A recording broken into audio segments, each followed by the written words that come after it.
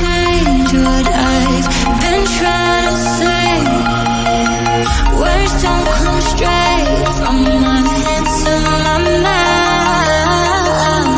It's such a shame that it fell out apart. Was never meant